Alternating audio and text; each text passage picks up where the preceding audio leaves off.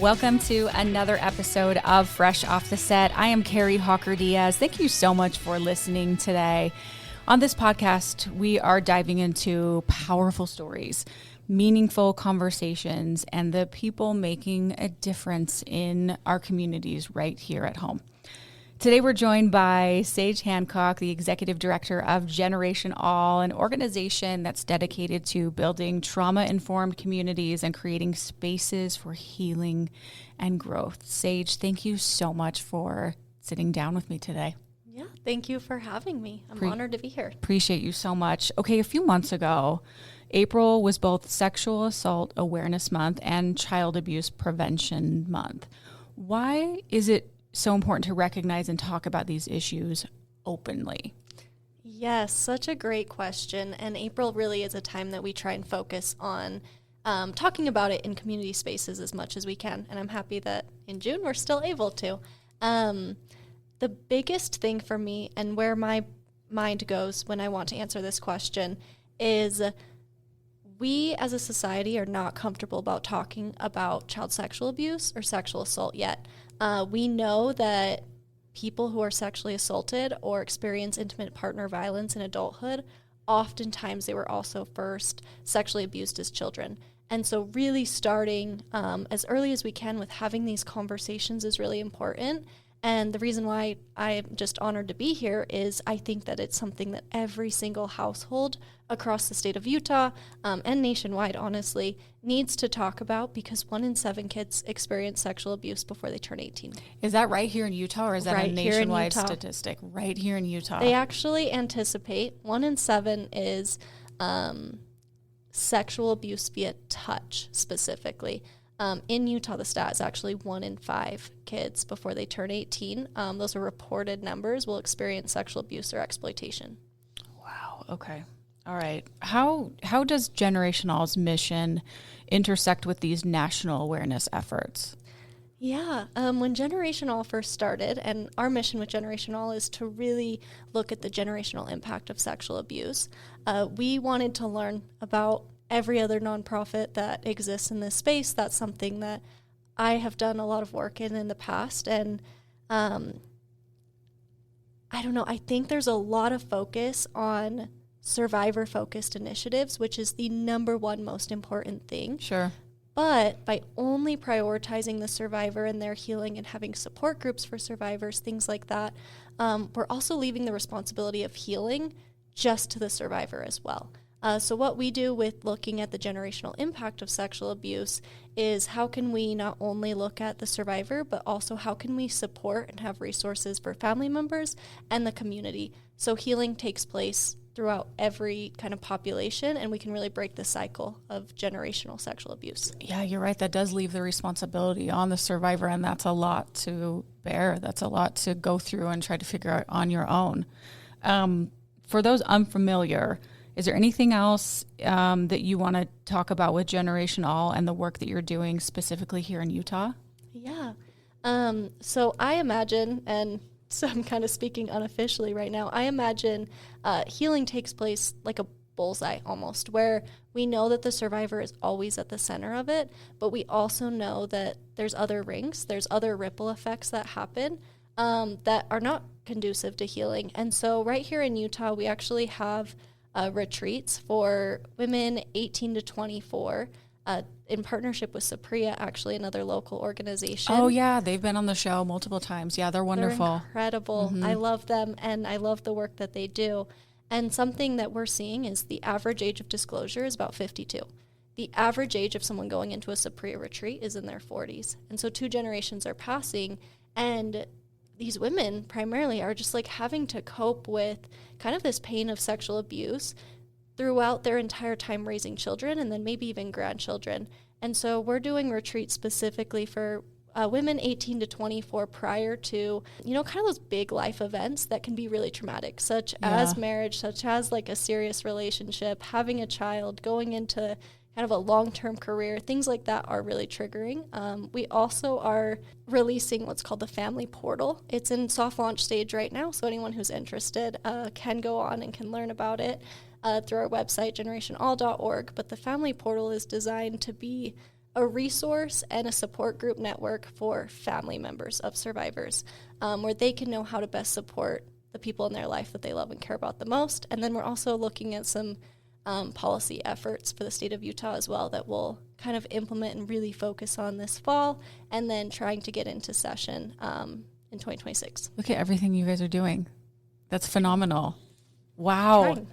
Sage, can we go back to what you were just first saying, that someone may not either realize or talk about it openly until they're how old, did you say? 52 years old is the national average.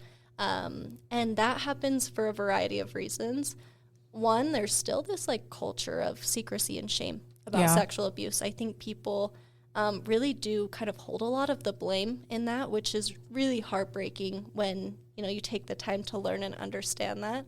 But also, if you read books like The Body Keeps the Score, if you read books like... That's an amazing book. I'm actually halfway through that book right now. That's crazy. The Body Keeps the Score is an amazing read, you guys. It's something I highly recommend, but something that they talk a lot about and something that research shows is childhood trauma, which sexual abuse is seen as maybe one of those most traumatic events you can go through as a child. That actually really impacts down to a molecular level who you are, how you make decisions, and your body is really strong and resilient and tries to protect you. And so when you go through something like child sexual abuse, it affects your epigenetics down to your like literal core self, and your body is going to try and protect you. And so a lot of times, and this is scientifically proven time and time again, that people forget their abuse because their body is trying to protect them. Your body's trying to survive. That's what our brain does, right? It tries to protect us. Exactly. You're going into like fight, flight, or freeze, or even appease is kind of those 4 trauma responses. And if you have to forget that in order to move on with your life, that's something really common that we see. And so really trying to focus on providing support immediately, providing tools as quickly as we can. It's something that we see as really important. Wow. Okay. Thank you for talking about that. I that really struck me, which I'm sure people listening, when you said that at first, how old people sometimes are when we finally either realize it or talk about it. Sage, what inspired the creation in the beginning of GenerationAll?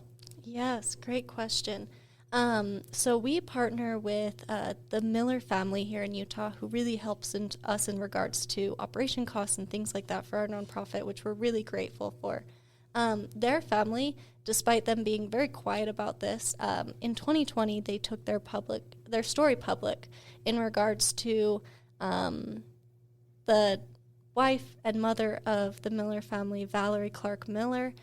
She experienced really horrific sexual abuse from the time she was about 13 to 15. And it's something that, despite her being incredibly talented throughout high school, college, having kind of a dream life of, being successful, being incredibly smart, having these beautiful kids, the child sexual abuse impacts lasted her entire life. And so we released a book that I know we're going to talk about in a second called Hometown Betrayal. And we were trying to decide kind of how do we want to move forward with not only honoring Valerie and telling her story openly, but also where can we donate proceeds of the book to, and then how can we prioritize the ripple effects that sexual abuse has. And so we partner with a lot of really incredible organizations. We don't want to recreate the wheel in any way, but we're also just trying to fill gaps in regards to, we've been seeing sexual abuse happens for generations. How can we break that cycle right now? So in 50 years, a different version of you and me are not podcasting and talking about how to fix this then. Sure. What are some of the core programs or initiatives that GenerationAll is currently offering to support survivors and families when we go back to, like supporting the survivors so they're not doing it on their own? Yes. So starting with our retreats for women 18 to 24, we highly encourage everybody to look into that and to make referrals as they can. This is something that we pay for as a nonprofit to have women go in and have just resources that they need for free. We also are looking at partnering with universities starting in this fall on offering not only those retreats, but also even just smaller versions of it, so little 4-hour events and seminars and things like that, which we're excited about. The family portal is live, and we're looking forward to all the partnerships that we have with all the organizations here in Utah. This is something totally free, and we're having not only like weekly support groups with this where families can talk and kind of either vent or seek advice or talk through things and just kind of talk about it, but also how can we have this be a place where they can learn. And so we have many guest speakers coming on and talking through things such as even like intimacy after abuse. That's something that is not openly discussed. It's a real thing, though. And it's something that we have to discuss in order to build healthy families. Another program that we have is called Healing Generations in Utah. We had our first event in April in partnership with Dr. Nadine Burke-Harris. And then we'll have our next event in the fall, likely in October.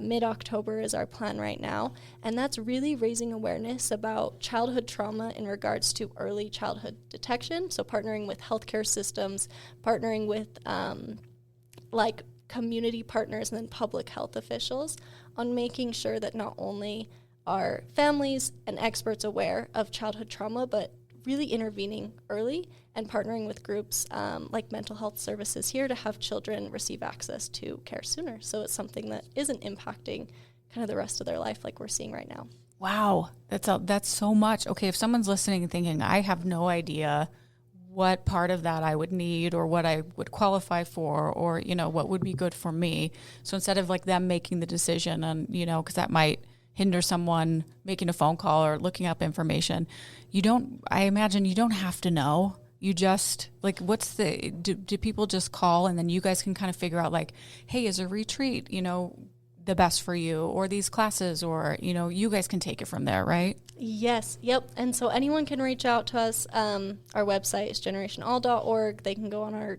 Instagram page, Generation.all. We really try and be accessible. We have a team who will talk, understand kind of what's needed, and make referrals either to one of our programs inside GenerationAll or through one of our local or national partners. We believe that nonprofits can't be competitive in this space. Any dollar even spent toward fundraising for one nonprofit or another is impacting what should be spent on care of the survivor. Yeah. And so we're really trying to prioritize partnerships as well. And so we highly recommend anyone reach out, and we'd love to, talk and see where we can help. That's awesome. Thank you. I think that helps the nerves of somebody listening going, I don't know what I need, so that helps that you guys kind of take it from there. Okay. The new audiobook, Hometown Betrayal, was released. Congratulations. First of all, can you tell us about the story behind the book you mentioned just a little bit ago? Yes. I'm so excited that the audiobook is out because it really adds kind of another element of people who prefer listening to books rather than reading. Hometown Betrayal, it tells the story of Valerie Clark Miller, who it not only follows kind of the horrific abuse that she experienced as a teenager, but also it talks about kind of how often systems have been designed to fail survivors. We live in a space where it's not a justice system for survivors. Elizabeth actually says that in the foreword of the book. Elizabeth Smart does the foreword. And she says this isn't designed for survivors. And so we watch kind of these organizational failures continue. And despite her best efforts to seek healing and to, she had money for resources available, it still continued to kind of plague every part of her life. Do you know when that took place? Like how long ago it was? Yes, it was in the 70s. Okay, so a lot of changes since then. I was just wondering if it's so different now. So in the 70s, okay. In the 70s. And something that I think is important to share about this book is I think people read books for the satisfaction of reading and kind of having the story make you feel good, and you're able to end and kind of remove discomfort, right? They seek stories even about survivors of sexual abuse. They want to see that as someone who overcomes something temporarily and then is able to move on and kind of have this like happy life after. Like a happy ending. Yeah, we as humans crave that, but that's not the case for most survivors. Most survivors, if they share or disclose at all, it's something that plagues a lot of aspects of their life. One small stat that I'll share in the middle of this is that only 17% of survivors of child sexual abuse have a secure attachment style when they become parents later. Whoa. Can we say that again? Yes. 17%. 17% of survivors of child sexual abuse have a secure attachment style with their future children. Later on in their life. Later on in their life. Children who have parents who are survivors are also 3.6 times more likely to experience child sexual abuse themselves. And this is something that, unfortunately, we actually see in this story. It's one of the few books that documents over the course of 50 years since that abuse. And we watch what has happened. It goes all the way up until, we were doing an investigation in 2020. And so It talks through all of that, but it also is something that I think we as like community members and advocates and people who just are of the general public, we have to kind of invest our emotional well-being in reading about these stories because it's so important that we understand. I mean, we talked about 1 in 5 to 1 in 7 kids are sexually abused before they turn 18. 1 in 3 women experience sexual violence. Whether we know it or not, someone that we love deeply is a survivor and is affected. And so we have to read stories like this to understand how we can help. Yeah, absolutely. Couldn't agree more. Okay. We talked about Hometown Betrayal, the book, the audiobook, and how it's tied to the mission of GenerationAll. It's kind of what kicked it off, right? Yes. Okay, so cool. Do you hope listeners take away, you just talked about, like, of course it's heavy. Of course, when we're listening to these stories, but what do you hope people take away from the audiobook? I hope that they realize that sexual abuse is not discriminatory based on where we live, based on socioeconomic lines, based on race, based on religion, based on anything like that. Sexual abuse is something that happens in kind of the richest, highest power neighborhoods. Can happen anywhere. As well as inside poverty, like neighborhoods. And it's honestly like at equal rates. And so how can we read this book and then walk away becoming empowered on starting with your family, talking about sexual abuse openly, but also trying to remove the stigma from it. I think anybody as a community member, like I'm not a parent yet, and it's something that I feel really passionate about. How can we talk about sexual abuse and remove the stigma? An example I say a lot is 20 years ago, nobody talked about like going to therapy. Nobody talked about... It's true. It's different now. Yeah. It's just, we talk about it a lot more openly. And it's not stigmatized really anymore. People can talk about a therapy appointment in between meetings, like they feel more comfortable talking about that, talking about taking an antidepressant, and it's something that's normalized. And that's where I want to really push, that we're able to talk about sexual abuse and hard topics like rape openly without trying to shy away from those subjects. Yeah, so important. Oh, that's such a good point. Yeah, we weren't really talking about mental health 20 years ago. It was just kind of like a hush-hush. It was almost like you were ashamed to admit you were going to a therapist if you were, and now it's much different. How are you working to heal generations right here in Utah, Sage? Yes, we have officially partnered with, her name is Dr. Nadine Burke-Harris. She was the first Surgeon General of California. She's been a pediatrician for over 20 years, and a truly incredible woman. If you want to just hear like a bite-sized piece, look up her name with a TED Talk, and it's a TED Talk that has over 12 million views as of right now. Dang. What's her, say her name one more time? Yes, Dr. Nadine Burke-Harris. Okay. And something that she has invested really her life's work into is looking at adverse childhood experiences. So ACEs is what they're called. And addressing those in childhood. A lot of people have talked about ACE scores in regards to retrospectively, looking back when you're an adult and seeing how it impacts you, like how it might have impacted your upbringing as a child. She has implemented some really cool processes in regards to training doctors on how to look out for signs of trauma in children, and then actually addressing healthcare through looking at your childhood trauma and how much it's impacting you. An example. Interesting. Yes, it's fascinating, and I highly recommend anyone who maybe just like that piqued their interest to look into it, because the science behind it is heartbreaking and incredible, but you have a 3 times greater likelihood of getting cancer or heart disease or 9 out of 10 of the other causes of death nationally if you have higher levels of childhood trauma. It truly impacts us at a genetic level. Wow. And so we're looking at actually going to as far of a root cause problem as we can on how can we really look at this from a systemic issue, and how can we start as young as we can, which means like that pediatricians might be talking to parents of 2-year-olds saying, hey, if you are experiencing this child to, I don't know, like an intimate partner violence situation, if someone in your family is incarcerated, there are 10 ACEs. If you're putting your child in that kind of home system, their likeliness of not developing height and weight metrics, their likeliness of developing something like asthma increases tenfold sometimes. And so we're really looking at how we can address this systemically and then how we can break the cycle. So our generation of like the cutest kids who are growing up right now in Utah, they're not experiencing the same thing that we did or our parents did. Mm-hmm. Wow, that's so interesting, Sage. Okay, do you have a piece of advice from an expert you've heard recently that's kind of stuck with you and you'd like to share with our audience? Yes. I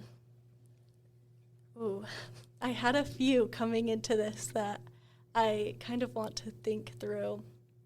Yeah, take your time.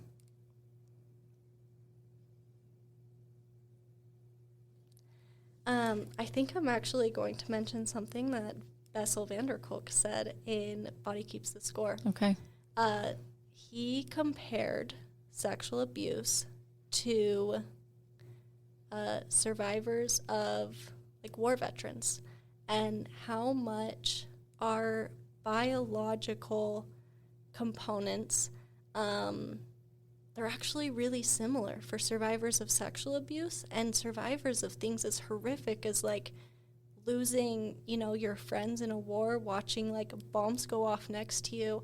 It's something that I think trauma is trauma and pain is pain, and I don't like comparing, but I don't think that people understand how serious sexual abuse is. With how prominent it is, I don't think that people see it as a big deal, I guess. I think it's something that we've coped with and something that Bessel said that just really stood out to me is these two groups exhibit the same symptoms lifelong later, like throughout their lives. I'm kind of fumbling with health issues and with health issues, mental with health, and with just feeling kind of this emptiness in regards to if they kind of just try and push it under the rug, it will end up coming back later in worse ways. He describes kind of like this waste basket example where you have the ability to fill up this wastebasket of trauma and pain, regardless of if it's sexual abuse or things like being in a war. And your body is able to keep filling that up during the time of survival. But once you move on, your brain is telling you that it's full and they have to take it out. And so healing has to happen in one way or another. And the more that we can encourage that, the better. What would you say to someone who's thinking, because someone listening might wonder, okay, yes, this happened to me when I was like 4. It doesn't bother me anymore. I don't think about it. It's not something that like comes up in my life. Why would I want to talk about it when it's something that, back then was traumatizing for me? In their mind, they may think like it's more damage than to actually bring it back up, and when they don't really think about it anymore or haven't in years. You have any advice for someone like with that kind of mindset, which I'm sure a lot of people go through, and they wonder if it may be worse to actually bring it up and talk about it? Yeah, I think a lot of people are in that same boat, and if you're listening and that's something that you've experienced, I understand that, and I understand that that's a really difficult conversation to even have with yourself. Probably one of the hardest of your entire life. By far. Something I will say, though, is that even if you're trying to not keep it front of mind, your body still remembers that, and your body is still exhibiting symptoms of pain and trauma, regardless of how well you're doing. Actually, even like overperforming and being addicted to things like working or exercising, those are actually signs of trauma that your body is ignoring.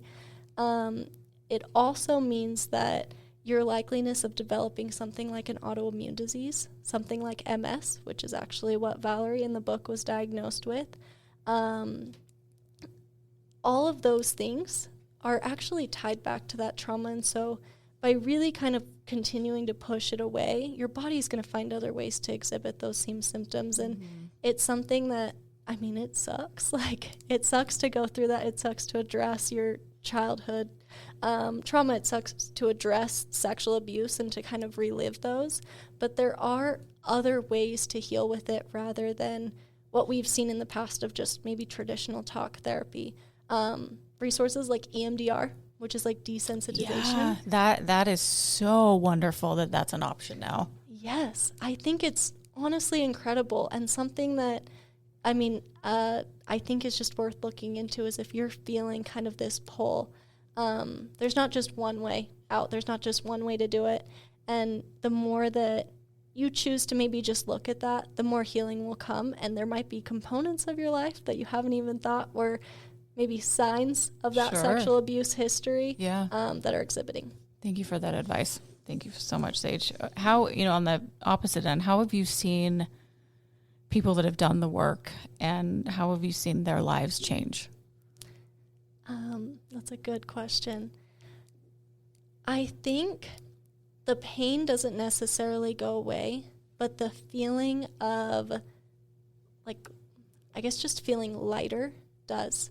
When you can acknowledge kind of the pain and the hurt that you go through and work on, like, even like we just talked about EMDR, like desensitizing yourself to that, it means that you can focus on the now. It means that you're not focusing on the past.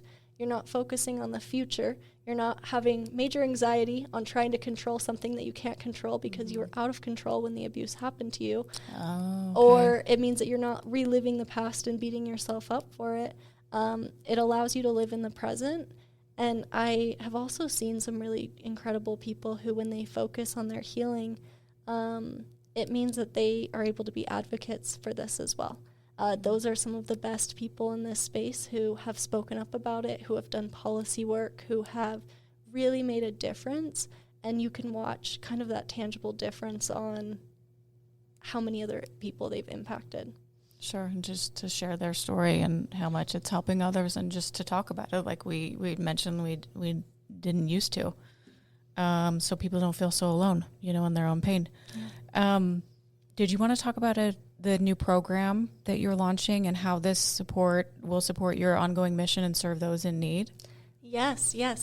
So the Family Portal is something that we have really been working on for a long time and making sure that we're doing this through a trauma-informed, survivor-led approach that is also kind of like looked at and vetted through experts in this space.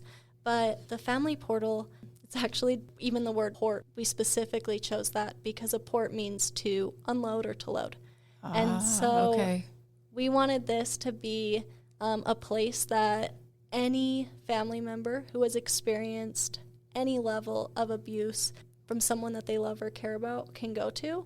They can unload, they can vent, they can have a safe place, they can have someone to just talk to, but they can also load. They can also educate themselves. They can also seek opportunities and like resources and even advice on, the justice system's really complicated. Therapy's really complicated.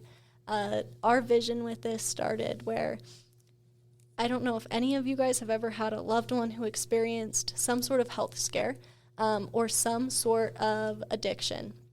Like when you look at AA, so when you look at alcohol addiction, when you look at mental health, when you look at cancer, heart disease, there are support groups for every single one of those who have family member support groups. Oh, true. So if you go to an AA meeting, there's also a support group for family members because they know that the addiction impacts more than just that person. Yep. My mom is going through cancer treatment.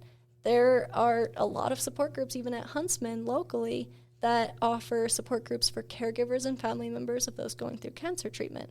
That doesn't currently exist, at least not on like a national level or even a state level. And how it should be. And so we know that healing takes place through that. And so the family portal, we've created 100% for free. So anyone can go on, can learn, can ask questions. And I mean, it goes from anywhere of parents who they just had an 8-year-old child disclosed to them and can ask questions, to you are feeling out of control because your daughter just disclosed to you while she's in college, and she lives 6 hours away. Being able to talk with families of other college parent survivors, but also kids of survivors' spouses. And so we really just want to fill that gap, especially for nonprofits who are doing incredible survivor work, and they don't have the money or resources to allocate towards supporting family members as well. Yeah. How can we fill that gap? Family portal, is that just on the website? Is that where people would find it? Yes. Yeah. So you can go to GenerationAll.org, and there's information there. Okay. Amazing. Congrats on that. That's phenomenal too. Okay. Wrapping up here, Sage, what gives you the most hope as you continue to do this crucial work? It's conversations like this, honestly. Something that we're even seeing on, for example, Instagram is sometimes like ads or events or things like that will maybe be shadow banned because of the word sexual abuse, sexual violence. Wow. It's something that we as a society, or even, groups like Meta, we're not able to talk about at a mass level. And the only way that we can talk about this is by bringing it to light. This is something that has hidden under shadows for a really long time. And so every time that a member of our team is able to have a conversation, able to speak, that brings me a lot of hope in how much we're going to be able to accomplish over the next 10 years. Something else that gives me hope is this next generation. I have worked a lot with like high school and college students, and seeing their passion for this and being able to talk about it openly, I think is something that we've been missing, and I'm really excited to have kind of this rising generation be able to speak openly about it. Yeah. And it's something that I recommend that, your teenagers are old enough to hear about this. Your even like 8-year-old is old enough to hear about this. And so if we raise this generation by talking about it openly and by destigmatizing it, I have so much hope for the future that these numbers are going to drop and that kids are going to grow up in happier, healthier lives. These kids are stars. I mean, they're going to change the world. Absolutely. They are. I think you're absolutely correct on that. Okay, Sage, if someone is listening right now and this has been a tough listen for them and they've been brave enough to listen all the way to the very end, and they're thinking right now, I think it's time for me to call someone, to talk to someone. What does it look like? Is it easier sometimes for people to go to the website first? Like maybe the family portal? Do we call and talk to someone? Do we immediately have to like talk about what we've been through? Because people might fear that as well. What does it look like if we get to the point where we're ready to call? Yes, we are a safe, no questions asked organization. No one has to share something that they don't feel comfortable with.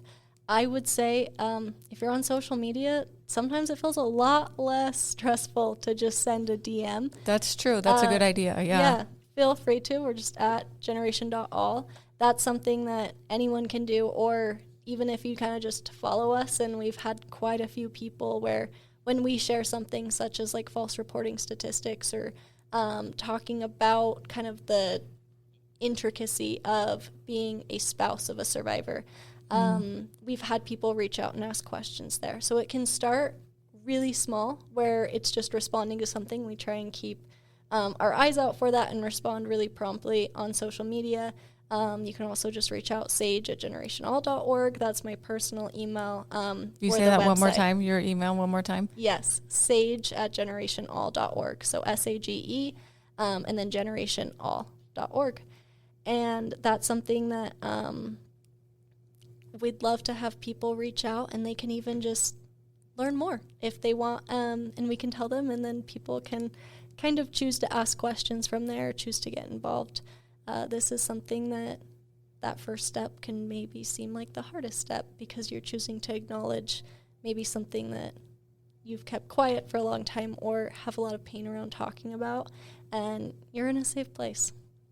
And GenerationAll is here for you, most importantly, so you don't have to do this alone. Okay, Sage, is there anything else that you want to add that we didn't get to, or anything else that you want to say? I think I just want to, thank you for allowing me to come here and maybe share something that isn't really easy to talk about. It's something that I'm always grateful that we're able to have these hard conversations.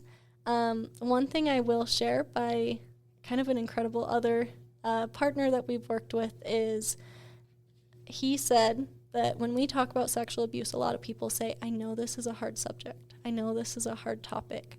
And he said that's exactly why we should be talking about it. If it's hard to talk about, imagine how hard it is to live it as a child. Mm-hmm. And so if we can all commit to even just talking about this openly, we're going to make the world, starting right here in Utah, a better place. You're wonderful. Sage, thank you for everything that you and GenerationAll is doing to help people get through some of the most difficult times in their life and change their life for the better, not feel alone. Sage, thank you so much. It was a pleasure chatting with you. Thank you. Thank you for having me. And thank you for listening to another episode of Fresh Off the Set. Please rate, review, and subscribe, and we will see you next week. Congrats, you made it to the end. If you want to continue to freshen up your day, you can watch us on Fresh Living every weekday on CBS Channel 2 in Utah at 1 o'clock. You can also watch us on our YouTube channel, KUTV Fresh Living, and follow us on social media. We will see you next week.